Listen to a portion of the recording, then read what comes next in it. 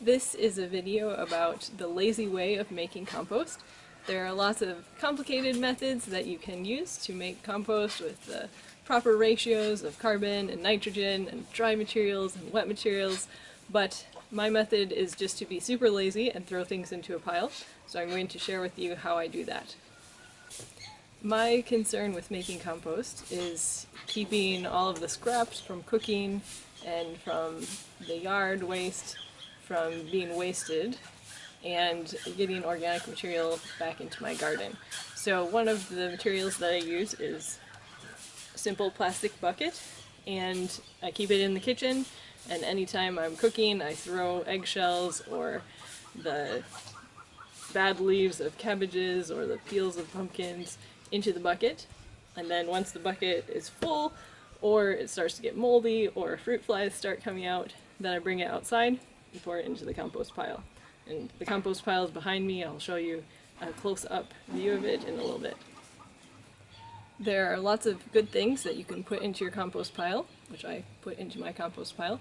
The leaves that fall from the trees, grass from cutting the grass, manure from the rabbits and the ducks and the chickens, and scraps from the kitchen. But there are also things that you are not supposed to put into compost, which I do put into my compost. And one of those is paper. And for example, the other day I was frying something in the kitchen and I used paper to drain the oil off of the thing that I was frying. And I just put that oily paper into my compost bucket and put it into the compost pile. Oil is another thing you're not supposed to put into your compost, but put that oily paper into my compost. Also, when I butcher a rabbit or a chicken or a duck, I put all of the feathers, the intestines, the bones, all of those things go into the compost pile. Now, I keep my compost pile from smelling and from attracting rodents by burying those things. So when I put them, I don't just throw them on top. I'll dig a hole, put them inside the other compost that is there. Then I also use this wire to keep the dogs that I have from getting into the compost pile and digging through it.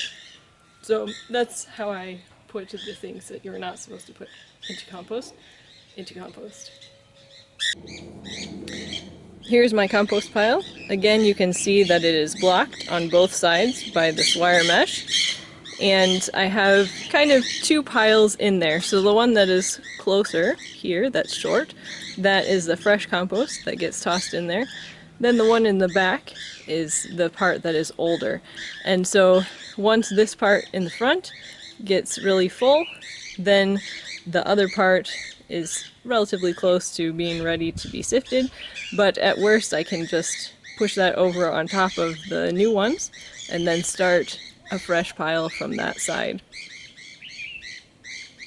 Most of the time I don't turn my compost pile at all, unless it gets really full and I need to make space. Then I'll put the more decomposed part on top of the fresher part so that it'll compact it and make space for the fresh stuff.